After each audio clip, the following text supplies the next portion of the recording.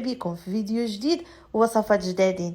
كيف ما طلبتوا مني نشارك معكم وصفات صيفيه، وصفات خفيفه ظريفه توجدوها للغداء او العشاء. فاليوم ان شاء الله غادي نشارك معكم واحد التشكيله رائعه ديال الوجبات الصيفيه بالبطاطا. وكما كتعرفوا البطاطا هي الخضره المفضله عند وليدات الصغار وبطبيعه الحال حتى عند الكبار. غنشارك معكم وصفات اللي جديده خفيفه ظريفه، وصفات توجدوها في الفران ووصفات توجدوها غير في المقلاة بالنسبه للاخوات اللي ما كيبغيوش يشعلوا الفران في هذا الصاد. فإلا عجبكم الفيديو بغيتو نزيدكم من هذه الوصفات قولوها لي في التعاليق، ووصلوا الفيديو لاكبر عدد من اللايكات هكا باش نعرف الفيديو عجبكم. وشكرا على الحب ديالكم، شكرا على الدعم ديالكم والكلام الزوين اللي كتقولوا في حقي. وبالنسبه للاخوات اللي عاد التحقوا جداد بالقناه مرحبا بكم، وفضلا وليس امرا الا كان المحتوى ديال القناه كيعجبكم دعموها بالاشتراك وفعلوا الجرس باش تبقاو دائما توصلوا بجديد الوصفات. وعلى بركه الله نبداو باول وصفه. عندي هنا 5 ديال البطاطات قطعتهم على هذا الشكل طولي بحال اللي غادي بحال تقطع ديال الفريت تماما. طبيعه الحال البطاطا كتغسلوها مزيان ديك النشا اللي تيكون فيها وتخليوها في واحد الشبيكه تسقطر. من بعد غادي نضيف لها زيت الزيتون او الزيت النباتي، الا كان زيت الزيتون يكون احسن، ولا ما كانتش متوفره غادي تستعملوا غير زيت نباتيه. كنحاول نلبس ديك البطاطا مزيان بالزيت، ومن بعد عاد غادي نضيف شويه ديال الفلفل الاسود، غنضيف بودره ديال الثوم، ثم كنضيف بودره ديال البصل. طبيعه الحال كنضيفوا الملح اللي كيبقى على حسب الذوق، شويه ديال الصلصه الحاره وهذه اضافه اختياريه ماشي ضروريه. وهنا غادي نضيف ازير. كما كتعرفوا ازير كيعطي واحد المذاق زوين البطاطا اللي كتكون مشويه في الفران. انا غادي نشوي هذه البطاطا في الفران. الا كنتو باغيين تقليوها في الزيت بطبيعه الحال ديك الاضافه ديال الازير ما غاديش تضيفوها لانها غادي تحرق لكم في الزيت في المقله. كنتو غادي تشوفوا في الفران ديروا ازير، ديروا شي ديال الزعتر، يعني اي اعشاب مسمه كتعجبكم توفر عندكم ديروها. هنا خديت مول ديال الزاج اللي غادي نطيب فيه مباشره. هنا واحد الملاحظه، دهنوه بشويه ديال الزيت. هنا راه نسيت ما دهنتوش انا بالزيت، دهنوه بشويه ديال الزيت. الا كنتو غادي ديروا الصينيه ديال الفرن غادي ديروا الورق ديال الطبخ. ولا بغيتو طيبوا فيها مباشره غديروا كما درت انا، ديروا البطاطا مباشره في الصينيه اللي غادي تكملوا فيها الطياب ديالكم. طبيعه الحال بالنسبه للطياب انا غادي نشوي هذه البطاطا في الفرن الكهربائي. كنشعل النار من الفوق ومن التحت على درجه حراره 200 درجه. مره كنحرك ديك البطيطه غير كنبقى نهزها هكا وكنبدا نقلبها، يعني ما نقلبهاش بشي سكينه، كنبقى نديها ونجيبها هكايا في ديك المول. هنا غادي ناخذ مقله، غادي نوضع فيها واحد الكميه ديال زيت الزيتون. عندي هنا بصله مقطعه هكا طرونش يعني طويله، كنحيدوا لها غير ديك الراس الفوقاني. عندي هنا معجون ديال الثوم، تقريبا واحد 2 سنانف ديال الثومه محكوكين. هذا المعجون ديال الثوم كينفع بزاف يعني وكيسرع العمليه ديال الطياب. بلا عاد تقشري الثومه وتحكيها كتكون عندك واجده. كما شفتوا ضفت الملحه ضروري ديرها مع البصيله، وكنشحر شويه ديك البصيله على ما كتنزل. هنا ضفت نص صدر ديال الدجاج، غير نص صدر ديال الدجاج قطعته مربعات صغارين. ضفت شويه ديال الصلصه الحاره، وهنا غنضيف شويه ديال العطريه ديال الدجاج مشوي تتنسم لنا هاد الحشوه هذه. غنضيف واحد شويه ديال التحميره كما كتشوفوا، وكنشحر هاد الدجاج على نار اللي كتكون متوسطه حتى كيطيب وديك البصيله كتنزل. هنا غادي ناخذ الصلصه الخاصه بالبيتزا او الصلصه ديال الطماطم اللي كتمتوفره عندكم، ولا ما عندكمش غديروا غير حبه ديال المطيشه غير صغيره حكوها وزيدوها، او ديروا واحد المعلقه صغيره ديال المركز ديال الطماطم. بالنسبه للحشوه هي واجده. غادي نضيف لها هنايا الكريمه خاصه بالطبخ، كتعطي واحد التعليكه وواحد المذاق زوين لهذه الحشوه. تقريبا درت واحد اكثر من نص كاس ديال الكريمه. الا ما عندكمش الكريمه ديال الطياب غادي ديروا واحد المعلقه كبيره ديال الجبن الكريمي ديال الدهن، او الجبن المثلثات ديروا 3 الحبات او 4 الحبات. حتى الا كان عندكم الشرائح ديال الجبن ديال الساندويتش ديروا واحد 3 ديال الشريحات او 4، سواء الجبن العادي او الجبن ديال شيدار. بالنسبه للبطاطا هي تشوات يعني كيدخل فيها السكين بكل سهوله. كما قلت لكم الا بغيتوا تقليوها ما ديروش فيها الاعشاب المسمه لان غتحرق لكم في الزيت. وغادي نخلي ديك البطاطا هكاك فوق المول. غادي نزيد فوق منها هنا الحشوه. الا بغيتوا ديروها هكا صوص بيشاميل عندكم ديروها، بغيتوا تزيدوا شويه ديال صلصه الجبن من الفوق زيدوها، لكم الاختيار. هكا راها سهله في التحضير. هاد الوصفه تقدروا ديروها هكا غير في المقله او ديروها هكا في مول في الفران. اللي ما عندهاش مثلا الفران غير في المقله، راه في المقله كتجي زوينه. هنا غنزيد شويه ديال الجبن من الفوق، وهذه اضافه اختياريه يعني ما بغيتوش ديروا الجبن ما ديروه، بغيتوا ديروا شرائح الجبن ساندويتش ديروهم، بغيتوا ديروا صوص بيشاميل اللي كانت عندكم من الفوق ديروها. غادي ندخل هذا الكراطان هذا للفران وكنشعل عليه من الوجه ديالو على ما كيتحمر وكياخذ اللون.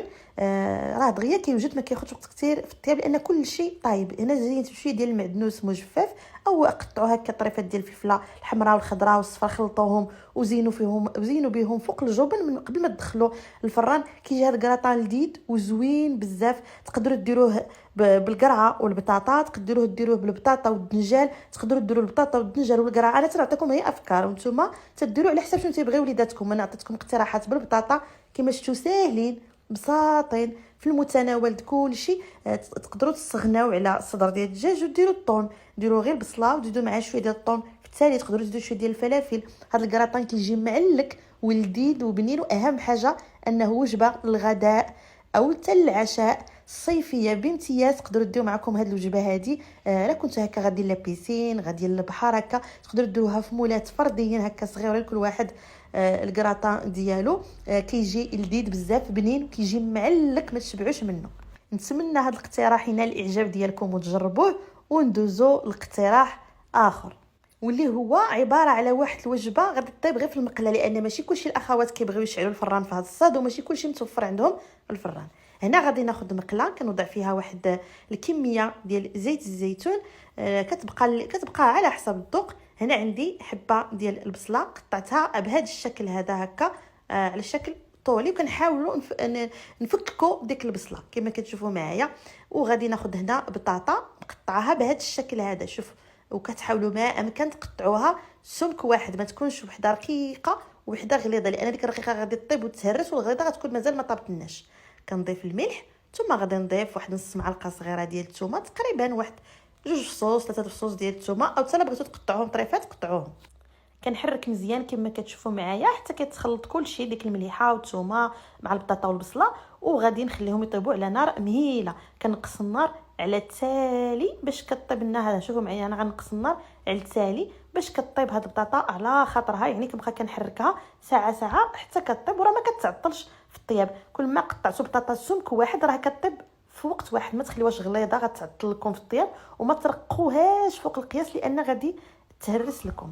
غنغطي عليها ونخليها حتى كطيب، يعني كنبقى كنحركها حتى كنشوفها طابت. ملي كطيب صافي ما كنبقاش نحركها بزاف لان غادي تبدا تهرس لي. خصني يبقى المنظر هكا. هنا غادي نضيف العطريه ديال الحوت باش غادي نسم هاد البطاطا. بالنسبه لهاد التوابل البنات كينفعوا بزاف، انا موجداهم على يدي في الدار، كيطيحوا عليكم ارخص بكثير من تشريوهم واجدين. هنا غادي نضيف الصلصه ديال البيتزا او الصلصه ديال الطماطم اللي كانت عندكم موجودينها على يديكم في الدار. الا ما عندكمش غادي تحكوا واحد المطيشه غير صغيره وتضيفوها. ما تضيفوهاش مع البصله في الاول لان غتكنزز لكم البصله، ما غاديش طيب لكم حتى تشحر البصله وتطيب لكم البطيطه. عاد ديروا ديك الصلصه ديال الطماطم. غنغطي عليها غنخليها غير واحد شويه، ومن بعد غادي على ما كتطيب ديك الصلصه ومن بعد غادي بغيتو تضيفوا شويه ديال الطون كتضيفوه، بغيتو تقطعوا شويه ديال الزيتون تزيدوا تقطعوه. الا عندكم هكا شي شرائح ديال الدجاج مثلا طايبين قطعوهم هكا طريفات من الفوق، ولا شي طريف ديال الدجاج بقى لكم مثلا من الدجاج مشوي في الران ولا قطعوه طريفات وزيدوه فوق هاد البطاطا. المهم نتوما ديروا الاضافه اللي عندكم. حتى لو تدوا هكا كويورات ديال الكفته صغيورين او غير هكا شنيتيفات ديال الكفته كتقطعوهم غير هكا طريفات صغيورين وديروهم من فوق هاد البطيطه وتسميتو وتزينوا من الفوق. المهم انا نعطيكم هي افكار. هنا خديت علبه ديال الطون ديال المطيشه، خديت غير معلقه هكا شوفوا معايا وزعتها فوق هاد البطيطه هذه. يعني قلت لكم هاد الاكله هذه كتوجد بسرعه. هنا قطعت شويه ديال الزيتون متقوبل، عندكم هكا الذره مجففه بغيتو تزيدوها، شويه ديال الشامبينيون اللي بغيتو. وقطعت هنا موزاريلا مربعات ودرتها من الفوق. بغيتو ديروا ديك الشرائح ديال الجبن ساندويتش ديروها. بالنسبه للجبن راه كنقولها لكم دائما راه هو اضافه اختياريه، راه ماشي ضروريه. كنغطي على ديك المقيله وكنخلي النار مهيله على ما كيذوب ديك الجبن. نزيد شويه ديال المعدنوس طري من الفوق. وها هي المقيله ديالنا واجده كما شفتوا، سهله مالهله. اهم حاجه انها وجبه صيفيه بامتياز تقدروا تقدموها للغداء او للعشاء. بالنسبه للاخوات اللي كيبغيو شي عشيوه غير خفيفه او ضروري خصهم يديروا العشاء، هذه عشيوه زوينه كل واحد كتعطيوه لابار ديالو في الطبيصيل ديالو، كتجي بنينه بزاف. تاكلوها حتى بالخبيز هكا، تاكلوها غير بالفرشيطه تاكلوها. كما قلت لكم يديروا داك الشيء اللي متوفر عندكم. اهم حاجه هو انها كتجي لذيذه وسهله في التحضير وكطيب غير في المقيله. نتمنى حبيباتي الغاليات هذا الاقتراح يعجبكم. وندوزو لاقتراح اخر واللي حتى هو غادي يكون بالبطاطا. عندي هنا 6 البطاطات بطبيعه الحال. نحاولوا ناخذوهم يكونوا قياس واحد. كنقشروا البطاطا كنغسلوها من داك النشا اللي كيكون فيها، وكناخذوها كشي حاجه اللي كشي سكين اللي كيديك اللي كنخويو به البطاطا. انا عندي واحد السكين كنخوي به البطاطا، كيكون واحد الراس ديالو ماضي كتخوي به البطاطا والدنجال. اختفى، عرفتي منين احتاجيته ما لقيتوش، عيد ندور عليه. انا ساليت هذه الوصفه هذه، ساليت التصوير وكنت كنرد الماء على بلاصتهم وانا كنلقاه. ملي كنت باغاه واقفه عليه ما لقيتوش. يعني شكون بحالي ملي كتكون باغا شي حاجه واقفه عليها ما كتلقاهاش، ملي كتسالي منها يعني ملي ما كتبقاش محتاجاها عاد كتلقاها. هنا خويت هاد البطاطا غير بالمعلقه، شوفوا معايا. كتخويوها مزيان من الداخل، حاولوا ما امكن ما تخويوش عاد تقبوها من التحت. بالنسبه لك البطاطا اللي كنزول هذيك راه غندير بها وصفه وحده اخرى هنا في الفيديو غادي تشوفوها، وقيله في الاخر الفيديو غادي تشوفوها. درتها في وصفه وحده، يعني حتى حاجه ما كتضيع. الا بغيتو تاخذوا شويه ديال البطاطا تقطعوها كمربعات وتزيدوها في الحشوه، بغيتو تخليوها ديروا بها وصفه اخرى كديروا بها وصفه اخرى. بعد ما نخويت البطاطا كنغسلها مزيان، كنخليها حتى كتنشف مزيان، وكنحاول بالسكين غير كنبردها من التحت باش كترصى كتبقى هكا جايه يعني راسيه في الصينيه الفران.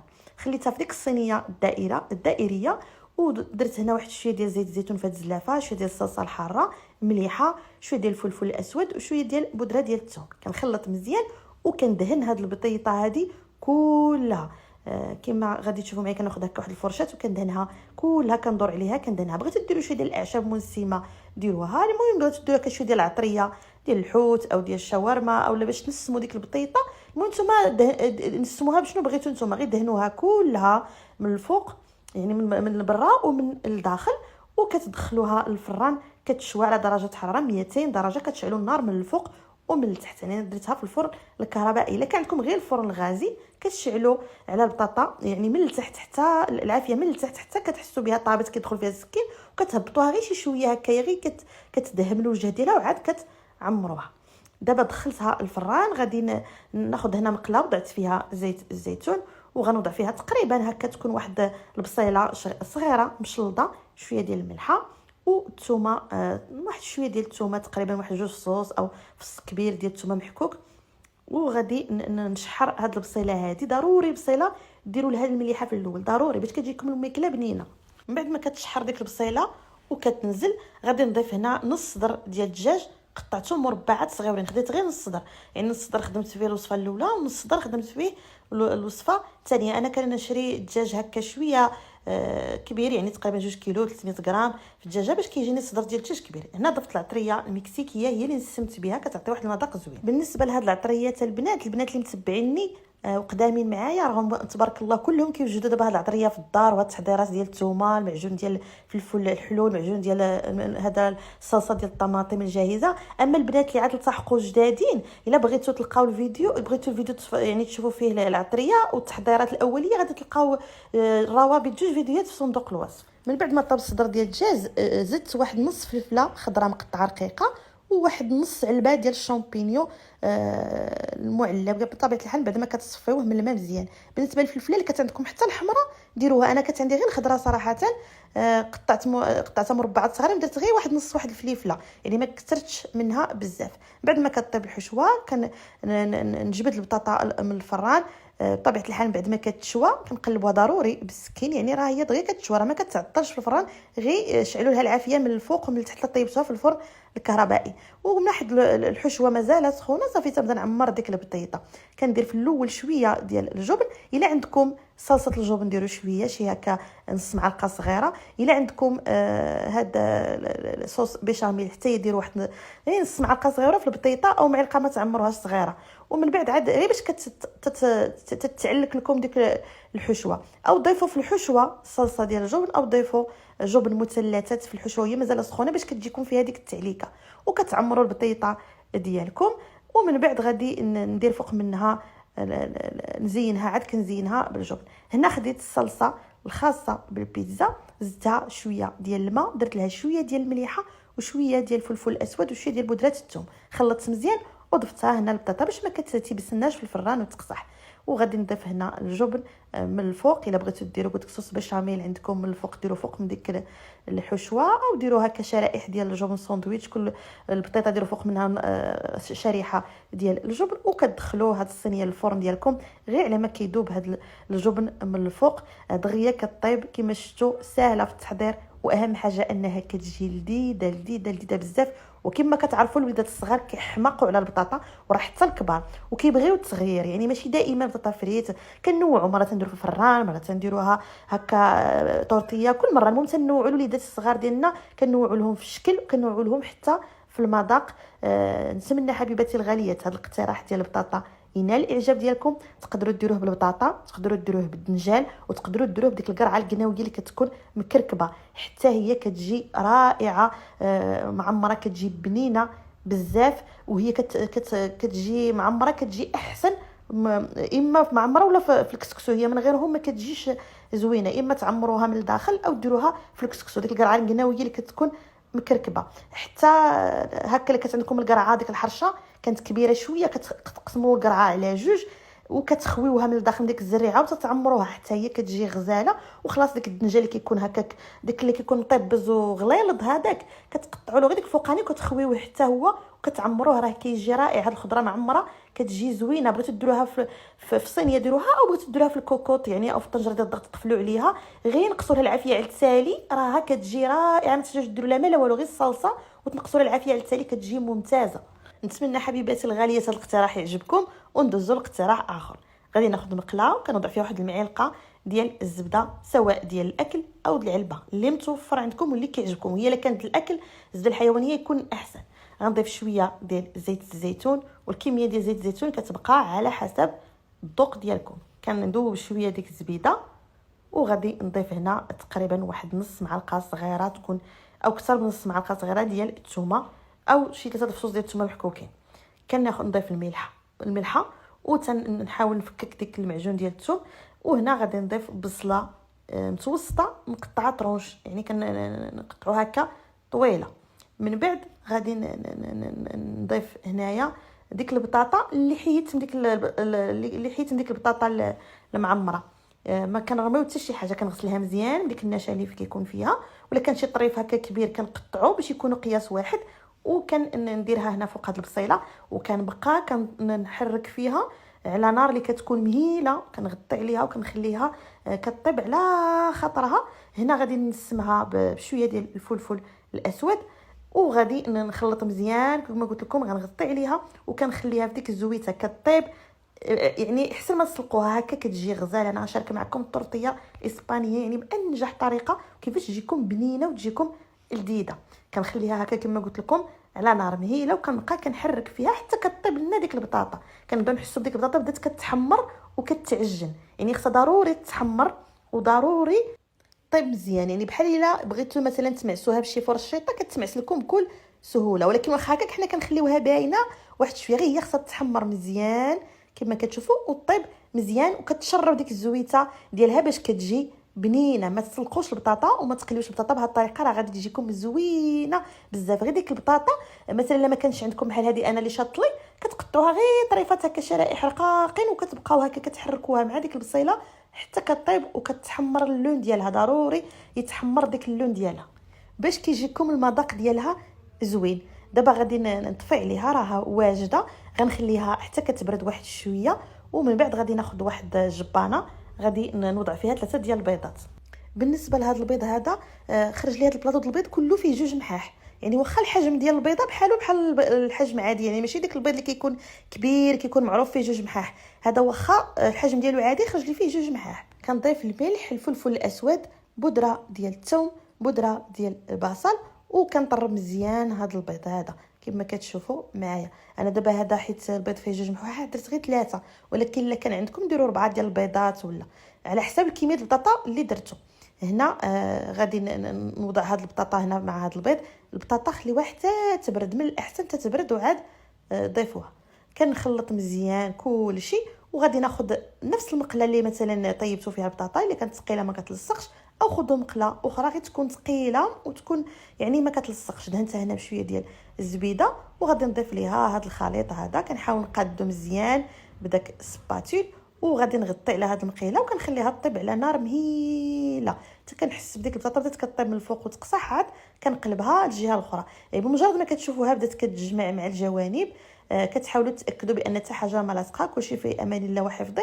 عاد كتقلبوها كتاخذوا واحد الصحن، ضروري دهنوه بشويه ديال الزيت باش ما كتلصقش فيه ديك الطورطيه ملي كتجيو تقلبوها. يعني ملي كتوضعوا ديك الصحن على المقله تتلصق لكم ديك الطورطيه، ملي كتجيو تدفعوها تهودوها في المقله كتضيع لكم الشكل ديالها. فانتم دائما دهنوا بشويه ديال الزيت ديك التبصيل.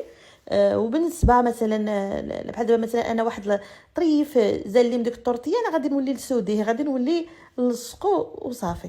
كنحاول نقادها مزيان، كندخلها في المقيله مزيان مع الجوانب، وكنقاد ديك الطريف هذاك اللي لصق لي في المقيله. داك ماشي لصق المقله ما كتلصقش، غير انا فاش جيت ندفع ديك السباتول تحت الطورطيه طيرت ديك الطريف. وهنا غندير شويه ديال الجبن، هذه اضافه اختياريه ماشي ضروريه، تقدروا تستغناو عليها، تخليو غير ديك اللويل المذهب ديال الطورطيه راه كافي. وغادي نغطي دابا عليها هكا بالغطايه، ونخلي ديك الجبن على ما كيذوب، وديك الطورطيه كتاخذ اللويين من التحت عاوتاني. وكنسحتها نيشان هكا، كنهودها في الصحن ديال التقديم، كتجي رائعه كما شفتوا، ساهله وكتوجد في وقت قصير، والمذاق راه كيجي ممتاز. هذه الطورطيه الاسبانيه الاصليه، هذه الطريقه ديالها ديال الطياب. بالنسبه للمقله راه ما كتلصق ما والو، كان هذا هو الشكل ديال الطورطيه. طيبناها غير في المقله، تكنيك والطريقه باش طيبناها كتخليها تجيكم لذيذه ما تشبعوش منها. تقدروا ديروها طورطيات فردين، ديروهم في ديك المقيلات اللي كيكونوا فيها بزاف ديال يعني ديال الدوائر، كتجي حتى هي هكا، كل واحد كتعطيوه ديالو بوحديته. هاد الوصفه هذه او هاد الوجبه تقدموها في الغداء او ديروها في العشاء كعشاء خفيف ظريف، او تديوها معكم هكا الا كنتو غاديين في خرجه او الخدمه، يعني للناس اللي خدامين كتجي رائعه. ودائما الطورطيه كتبغي تنكل وهي سخيخنه، كتجي بنينه بزاف. بالنسبه للاضافات ديروا اي اضافه كتعجبكم، بامكانكم ديروا طبقه ديال البطاطا وديروا في الوسط مثلا شويه الجبن وشويه ديال الدان فيمي، وعاد من الفوق زيدوا طبقه ديال البطاطا وطيبوها، كتجي هكا معمره من الداخل. تقدروا ديروا غير الجبن بوحديته هكا في الوسط، كتجي بنينه بزاف ما تشبعوش منها. نتمنى حبيباتي الغاليات هذا الاقتراح ديال طورطيه البطاطا تعجبكم. ملاحظه، الا بغيتوا تخلطوا ما بين البطاطا والقرعه تخلطوا، ما بين البطاطا والخيزو تقدروا تخلطوا، او البطاطا والدنجان. يعني دائما تحاولوا تدخلوا الخضره لوليدات ديالكم على حسب شنو تعجبهم هما، وعلى حسب طبيعه الحال شنو متوفر عندكم. كنتمنى هذا الاقتراح ينال الاعجاب ديالكم. وندوزوا لاقتراح اخر. غادي ناخذ هنا واحد الجبانه وغادي نوضع فيها 3 ديال البطاطات، يكونوا متوسطين واحد شويه بطبيعه الحال. بعد ما كنقشروا البطاطا كنقطعوها مربعات كبارين، كنغسلوها مزيان داك النشا اللي كيكون فيها وكنديروها تسقطر. عندي هنا 3 ديال القريعات متوسطين حتى هما في الحجم، قطعتهم مربعات. وحاولوا ما امكن تفكوا ديك القرعه ملي كتقطعوها كتلتصق. هنا عندي نص صدر ديال الدجاج مقطع مربعات صغارين، تقدروا تستغناو على الدجاج ديروا غير الخضره بوحدها. المهم الدجاج قطعوه طريفات صغارين ويكونوا شويه رقاقين. غادي نضيف هنا زيت الزيتون، كميه ديال زيت الزيتون كديروها على حساب الكميه ديال الخضره اللي عندكم. عندي هنا العطريه المكسيكيه، كما قلت لكم هاد التوابل راه كتعطي واحد الاضافه زوينه للاطباق ديالكم، وكتصاوبوها على يديكم في الدار نقيه عارفين شنو فيها، حسن ما تشريوها جاهزه. اولا الثمن ديالها مرتفع، وبطبيعه الحال ما كتعرفوش شنو هما التوابل اللي مخلطين فيها. غنضيف الملح، غنضيف واحد المعلقه ديال لا موطارد، وغادي نضيف الثومه، شجر فصوص ديال الثومه محكوكين على حسب الرغبه ديالكم. كنحاولوا نلبسوا هاد الخضيره مزيان بالتوابل. ديروا اي خضره عندكم، اي خضره كتعجب وليداتكم، غير ضروري تكون البطيطه، لان البطيطه هي ديك الحاجه الوحيده اللي كتعجب الدراري كاملين بدون استثناء. وغادي ناخذ صينيه ديال الفرن كنفرش لها الورق ديال الطبخ، وكندير فيها هاد الخضيره مع ديك الطريفات ديال الدجاج. كما قلت لكم الا ما عندكمش دجاج، الله يكون في العوان، ماشي دائما تيتوفر عندنا الدجاج واللحام والكفته، فكنديروا غير الخضيره بوحدها تجي زوينه. راه كما قلت لكم الخضره اللي كتبقى لكم اللي عندكم ديروه، الدنجال زيدوه، عندكم بروكولي ديروه، الخضيره اللي عندكم ديروها لوداتكم. كندخلوا الصينيه الفران، كنشعلوا العافيه من الفوق ومن التحت على درجه حراره 200 درجه حتى كتشوى لنا هاد الخضيره. كتطيب هي والدجاج في وقت واحد. انتم شوفوا معايا، غنقلب البطاطا وغادي نقلب هذا الدجاج، قطع ديال الدجاج هاهم طايبين. غير قطعوا الدجاج طريفات يعني مربعات صغيورين، يكونوا شويه رقاقين يعني ما يكونوش غلاطين. غادي ناخذ هنا المول اللي غادي ندخل الفران. الا بغيتو مثلا تخدموا بنفس الصينيه شويو فيها البطاطا وعاد من بعد كملوا فيها الطياب. عرفتي راه تجي واحد الريحه من هاد الخضيره غزاله، تاكلوها غير هكا بوحديتها تجي بنينه وزوينه. وكندخلوا الخضيره للوليدات ديالنا، يعني وجبه راها مغذيه متكامله فيها الخضيره وسهله وصيفيه، اهم حاجه انها خفيفه ظريفه. هنا غادي ناخذ هاد الجبانه وغادي نوضع فيها 3 ديال البيضات كما شفتوا يعني راهم كبارين واحد شويه. وغادي نضيف شويه ديال الفلفل الاسود، غادي نضيف شويه ديال البودره ديال الثوم، غنضيف شويه ديال البصله يابسه ديك اللي كتكون مهرمشه او ديك البصله الخشنه، غادي نضيف الملح وغادي نضيف كاس ديال الكريمه ديال الطياب او نص كاس ديال الحليب، او تقدروا ديروا نص كاس ديال الحليب زيدوا معاه معلقه ديال الجبن او جبن مثلثات اللي بغيتوا. كنخلطوا مزيان كما قلت لكم. الا ما عندكمش الكريمه غتعوضوها بنص كاس ديال الحليب او علبه ديال الياغورت طبيعي بدون سكر. كنخلطوا مزيان. هنا لا بغيتوا تضيفوا شويه ديال الجبن مع ديك الخليط ضيفوه، بغيتوا تخليوه حتى من بعد تزينوا به لكم اختيار. كنوضع هذا الخليط فوق الخضره كما كتشوفوا وغادي نزين بشويه ديال الجبن. هذه اضافه اختياريه ماشي ضروريه، حتى لو بغيتوش تزينوا بالجبن ما تزينوش، كتخليوها الخضيره بوحديتها كتحمر كيجي المنظر ديالها زوين. عندكم الجبن متوفر وبغيتوا ديروه لكم واسع النظر. انا تنعطيكم غير افكار وكنعطيكم حتى البدائل، يعني كاين شي حوايج في الوصفات تقدروا تستغناو عليهم، كاين كيكونوا شي حوايج اللي كيكونوا اساسيين تقدروش نستغناو عليهم. بحال دابا الجبن راه ماشي اساسي تقدروا تستغناو عليه. ضروري نضيفوا الجوانب ديال الصينيه اللي غندخلوها الفرن. وكنزين هنا بشويه ديال الفلافل ملونين كما كنقول لكم دائما. تزيين كيبقى على حسب الذوق، كيبقى على حسب شنو متوفر عندنا. حتى انا ما زينتوش دخلتو غير الصينيه ديالكم الفرن يتحمر الجبن راه كتجي زوينه. بالنسبه للطريقه ديال الطياب كنشعل النار من الفوق ومن التحت على درجه حراره 180 درجه بالنسبه للفرن الكهربائي.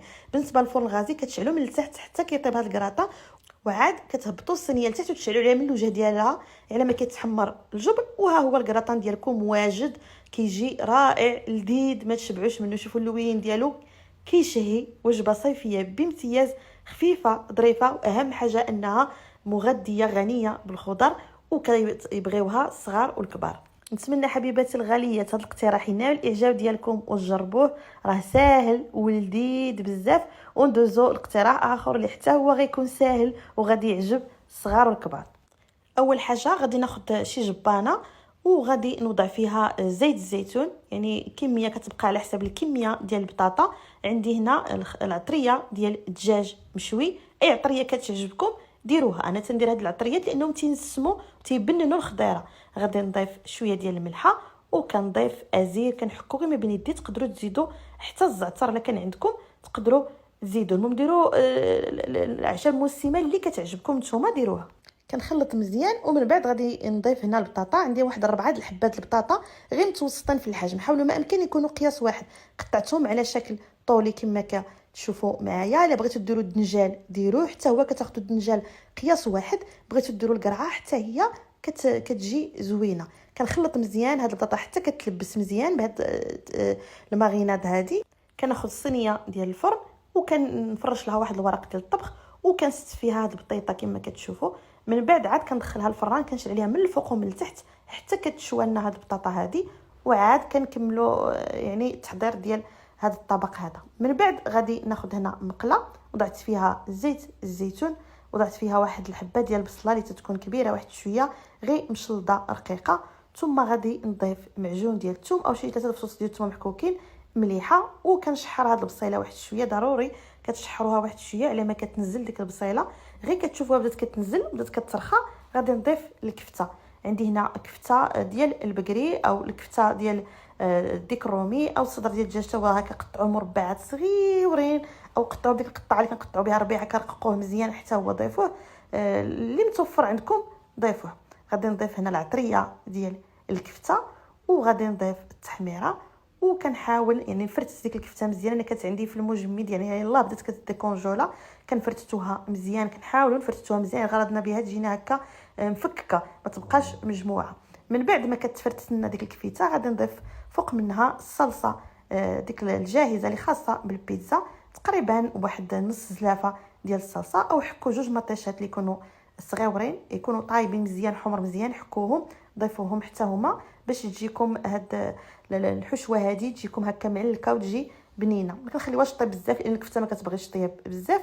وفي واحد قصرونه او طنجره غنوضع هنا حبه ديال البوارو مقطعه دقيقه، 2 معالق ديال الزبده، ولا كانت الاكل يكون احسن كيكون المذاق ديالها زوين كنشحر ديك البوارو واحد شويه على ما كتذوب الزبيده، وديك البوارو كيتشحر غير واحد شويه باش كيتبنن كيجي المذاق ديالو مزيون. غادي نضيف هنا شويه ديال بودره ديال الثوم، بودره البصل، الفلفل الاسود والمليحه. غادي نحضر معكم صلصه البيشاميل بطريقه احترافيه وكتجي بنينه ولذيذه. عندي هنا واحد نص علبه ديال الشامبينيون بعد ما سقطرتهم الماء، او الا كان عندكم شامبينيون طري غديروا حبه ديال الشامبينيون تقطعوها رقيقه. غنضيف معلقه الاولى ديال الدقيق، المعلقه الثانيه ديال الدقيق، كنخلط مزيان هكا، وعاد غادي نضيف نصف لتر ديال الحليب كنضيفو على دفعات. كنضيفو انا كنحرك يعني كنضيفو انا كنفكك داك الدقيق، شوفوا معايا كنضيفو كنخلط حتى كيتفكك لنا داك الدقيق اللي كتشوفوه تجمع في الاول. كنضيفو وكنحركو حتى كنخلطو نضيفو الحليب كله، ومن بعد كنخليو صلصه البيشاميل تغلي وتعاود حتى كتعقد لنا. منين كتعقد صلصه البيشاميل ديك الساعات عاد كنطحنوها. هاد الطريقه اللي كنحضر بها صلصه البيشاميل كتجي لذيذه بزاف، ما كيجي فيها حتى شي مذاق لا ديال الدقيق، بالعكس داك الشامبينيون وداك البوارو كيعطيوها مذاق زوين. الا ما عندكمش شامبينيون ديروا غير البوارو بوحدو، حتى هو فيه واحد المذاق ممتاز وكيعطي واحد الاضافه زوينه لهاد لاصوص بيشاميل. بمجرد ما كنشوفها بدات كتعقد غادي نضيف واحد القطعه ديال الجبن موزاريلا باش كتعطينا ديك التعليكه. كتولي هاد الصوص بيشاميل هي كتغلي وهي كتطلق واحد الخيط وكتجي رائعه. انا غنطحنها ضروري، كنطحنوها باش كيبقى القوام ديالها هكاك كريمي، او كنخليها ما كنطحناش يعني نتلينها بزاف، تنخلي شي شويه داك الشامبينيون باين فيها وصافي. هي واجده، ما تخليوهاش ثاني تعقد وتقصاح فوق القياس، لان راه ملي غتبرد غادي تزيد تقصح. يعني صافي هذا راه القوام كافي، راه غادي تبرد وغتقصح. هاد صلصه البيشاميل غتسبق لي وشاركتها معكم مرارا وتكرارا، كتجي رائعه. بعد ما كتشوى لنا البطاطا كنوجدوا كلشي، ديك الكفيته ديك صوص بيشاميل كلشي واجد. غناخذ دابا الصينيه اللي غادي ندخل للفرن. كندير واحد الفرشه ديال صوص بيشاميل كما قلت لكم، راها ملي كتبرد كتبدا كتعقد. كديروا فرشه ديال صوص بيشاميل وكديروا الفرشه ديال هذا البطاطا، وعاد كديروا الكفته وكتبقاو هكا بحال اللي كتصاوبوا اللازانيا وصافي. بالنسبه للخضره كما قلت لكم ديروا الدنجال، ديروا القرعه، تقدروا تخلطوا ما بين البطاطا والقرعه او البطاطا والدنجال، او ديروا البطاطا بوحدها. البطاطا بامكانكم تشويوها في الفران او تقليوها في الزيت، كيبقى لكم الاختيار. راه هذا الكراطان كيجي رائع ولذيذ بزاف. ودائما ديروا هكا الحشوه اللي تكون كثيره باش ما تاكلوش غير البطاطا بوحديتها، تاكلوا يعني وجبه اللي كتكون متكامله وكيكون فيها المذاق. وراه بامكانكم في عوض الكفته ديروا صدر ديال الدجاج مقطع طريفات صغيورين، او تقطعوه بحال الا كتصاوبوا البقوله تقطعوا مزيان ديك القطعه ديال الربيع، كتجي ديك الطريفات ديال الدجاج كيجيو رقاقين حتى هما كيجيو زوينين. يعني ماشي بالضروره ديروا الكفته. كما شفتوا من بعد بطاطا عاوتاني غادي ندير طبقه ديال صوص بيشاميل وكنبقى هكا حتى للتالي، وكنزيد الطبقه الاخيره ديال صوص بيشاميل هي اللي كنسد بها على الكراطه. ولا بغيتو تزينوا من الفوق شويه ديال الجبن كتزينوا، ما بغيتوش لكم الاختيار. انا غادي ندير شويه ديال الجبن موزاريلا من الفوق، ومن بعد غادي نرش واحد شويه ديال التحميره كيعطي واحد اللوين زوين للكراطه. بغيتو ديروها كطريفات ديال الفلفله خضر وحمر وصفر مخلطين، كتقطعوا غير مربعات رقيقين وتخلطوهم وتزينوا بهم من الفوق فوق الجبن. بغيتو ديروا مطيشه سوغيز هكا صفراء وديك الحمراء حتى هما كيعطيو المنظر زوين. غندخل دابا هاد الكراطان غنشعل عليه من التحت ومن الفوق على درجه حراره 180 درجه حتى كيتحمر الكراطان كيتكراتينا وكيولي اللون ديالو بحال هاد الشكل. راه كيجي رائع ولذيذ ومعلك وزوين بزاف. كما قلت لكم ديروا البطاطا والقرعه، ديروا القرعه والهذا والدنجال، ديروا الدنجال والبطاطا، ديروا الخضرات بثلاثه طبقات البطاطا طبقات القرعه طبقات الدنجال، راه كيجيو رائعين. شويو الخضره في الفران او قليوها في الزيت، لكم الاختيار كما بغيتو تقدموها كما بغيتو تحضروها. غادي تجيكم زوينه، كتجي بحال لازانيا، كتجي بالخضر كتجي رائعه. وراه هاد الطريقه تقدروا ديروها اللازانيا العاديه اللي كنديرو. نتمنى حبيباتي الغاليات هاد الاقتراح ينال الاعجاب ديالكم، وندوزو لاقتراح اخر. كناخذ هنا واحد المقله دايره فيها الزيت بحال غنقليو الفريت تماما. خديت بطاطا 3 ديال الحبات ديال البطاطا قشرتها قطعتها مربعات كما كتشوفوا بهذا الشكل، غسلتها مزيان درتها فواحد الشبيكه، ومن بعد نديرها التقله، ما تندير لها لا ملحه لا حتى شي حاجه، كنقليها هكاك. بغيتو تشويوها شويوها. عندي حبه ديال البصله قطعتها على شكل طولي، وعندي هنا 4 ديال السنانف ديال الثوم او الفصوص ديال الثوم قطعتهم طريفات. شوفوا معايا ما حكيتش الثومه، انا عندي غرضي بها تبقى هكا طريفات باينين. كنضيف شويه ديال زيت الزيتون، الملح، وكنشحروا هاد البصيله هي وديك التويمه حتى كتنزل. بالنسبه للبطيطه راها كتقلى. من بعد ما كتبدا تنزل ديك البصيله غادي نسم هنا شويه ديال الفلفل الاسود وشويه ديال البودره ديال البصل ولا ديال الثوم اللي بغيتو نتوما. على ما كتذهب لنا ديك البصيله شوفوا معايا وكينقص الحجم ديالها، غادي نطفي عليها. هي واجده. بالنسبه للبطاطا كما كتشوفوا تتقلى، نخليوها غير كتذهب، ما تخليوهاش عاوتاني تطيب بزاف وتحرق، غير كيتذهب اللون ديالها صافي كتزولوها. بغيتو ديروا الدنجال والبطاطا كديروا الدنجال والبطاطا، حتى الدنجال قطعوه مربعات، قشروه قطعوه مربعات ديروه. بغيتو ديروا القرعه ديروها اللي بغيتو. هنا خديت 2 قرعات متوسطين في الحجم، قطعتهم بهذا الشكل هذا، يعني قطعت القرعه، قسمت القرعه على 2 وعاد قطعتها انصاص كما كتشوفوا معايا. حتى هي غادي نقليها، ما قليتهاش هي والبطاطا حيت هي كتقلى قبل من البطاطا، داك الشيء علاش ما خلطتهمش. حتى الدنجال اللي درتو حتى هو قليوه، الدنجال بوحدو البطاطا بوحدها القرعه بوحدهم. بغيتو ديروا واحد المزيج ما بين القرعه وهذا والدنجال والبطاطا ديروهم. بعد ما قليت الخضيره غادي ناخذ هنا واحد الجبانه وغادي نوضع فيها 3 ديال البيضات. بالنسبه في هذا الفيديو غادي تشوفوا شي وصفات فيهم بيض في غير محل واحد، هذاك كان عندي. وهذا البلاطو اللي شريت جديد تبارك الله والصلاه على النبي خرج فيه 2 محاح، الصلاه على النبي. ضفت المليحه، شويه ديال البودره ديال الثوم، شويه ديال البودره ديال البصل، شويه ديال الفلفل الاسود. بغيتو ديروا اعشاب منسمه ديروها، بغيتو ديروا غير التوابل ديروها، بغيتو ديروا شي عطريه هكا كتعجبكم مثلا الشاورما ديال الدجاج مشوي، لكم اختيار. هنا غنضيف المعدنوس، يعني تكون كميه كثيره، مقطع رقيق، وواحد نصيص ديال الفلفله. كنت درت نص فلفله بقى لي نص، قطعته مربعات صغيورين. الا عندكم فلفله الوان يكون احسن. وهنا ضفت ديك البصيله اللي شحرت، وغادي نضيف هاد الخضيره هذه اللي قليت. مره كنتشهاو الخضره مقليه صراحه، واخا هي مضره، ولكن الواحد الا دارها مره ماشي مشكل. انا بيني وبينكم مره تندير الخضيره هكا مقليه، كتجي رائعه هاد الخضيره هذه هكا في المقيله، كتجي ممتازه وبنينه بزاف. حتى الا كان عندكم الدنجال وديروه راه حتى هو كيعطي واحد الاضافه اللي زوينه بزاف لهاد الخضيره. بحال دابا مثلا عندكم شي دنجال في الثلاجه قدام، عندكم شي قريعات هكا دبالو، كتبغي هكا مثلا تالي الاسبوع غتمشي تقدي، تديري بحال هاد المقيلات هادو، راه والله الا تيجيو غزالين، خصوصا ملي كيسخن الحال كيحرف لك شنو توجدي. ما كاينش بحال هاد الوصفات هكا، زيدي معاهم شليضه خضراء والله يجعل شي بركه. كما شفتوا بعد ما درت الخضيره فوق ديك الخليط ديال البيض، خلطت كلشي مزيان، وديك المقله اللي شحرت فيها البصله درت فيها هاد الطورطيه هذه. كنحاول نقادها مزيان كما كتشوفوا، كنغطي على المقيله وكنوضعها فوق النار اللي تكون مهيله. بغيتو ديروها الكراطون في الفران ديروه، بغيتو ديروها هكا في المقيله كيجي هكا خفيف ظريف ساهل وكيوجد يعني في وقت قصير. غير النار خصها تكون مهيله. وملاحظه يعني ما تغفلوش على المقله ديالكم، واخا النار مهيله راني مشيت سرحت كنخدم شي شغال، ملي جيت نقلبها لقيتها تحمرت واحد شويه، يعني فات فيها تحمر ولكن ماشي مشكل. المهم كتشوفوا ديك اللوين ديال الطورطيه بدا كيتحمر مع الجوانب، كتعرفوها راها طابت من التحت. كتحاولوا غير تقلعوها هكايا متاكدوا بانها لاصقه باش ملي تجيو تقلبوها ما تتهرس لكمش. انا راه صراحه كما قلت لكم يعني ما بقيتش في الكوزينه، مشيت كنخدي واحد الشغاله تما غير في خارج الكوزينه، شي شويه تحمرت لي وصافي. غير ملي تجيو تقلبوها في الغطايه، دهنوا ديك الغطايه بالزيت وعاد قلبوا فيها الطورطيه وعاد ديروها في المقله، وكنديروها مباشره في الصحن ديال التقديم. كيجي المنظر ديالها هكا مزيون، كتفتح النفس ولذيذه بزاف هاد الطورطيه هادي. كان هذا هو الشكل ديالها بعد ما وجدت. بغيتو ديروا هكا واحد الطريفات ديال الدجاج ديروهم، بغيتو ديروا شويه ديال الطون ديروه، بغيتو ديروا شويه ديال الشامبينيون، بغيتو تزيدوا شي نوع الخضره اخر مع البطاطا والقرعه، بغيتو ديروا غير البطاطا بوحديتها راه كتجي هكا زوينه. حتى الا بغيتو تشويوها الخضيره في الفران وعاد ديروها هكا على شكل طورطيه، بغيتو ديروها طورطيات فرديين راه كتجي رائعه، وصفه لذيذه سهله واقتصاديه. نتمنى حبيباتي الغاليات هاد الوصفات اللي شاركت معكم في هذا الفيديو يعجبوكم. حاولت ما امكن نعطيكم اقتراحات صيفيه خفيفه ظريفه كيف ما طلبتوا مني، ونشاركوا معكم بالبطاطا لانها محبوبه الجميع، كيبغيها الصغير والكبير. وكما كتعرفوا بان البطاطا من الخضر الاساسيه في كل بيت.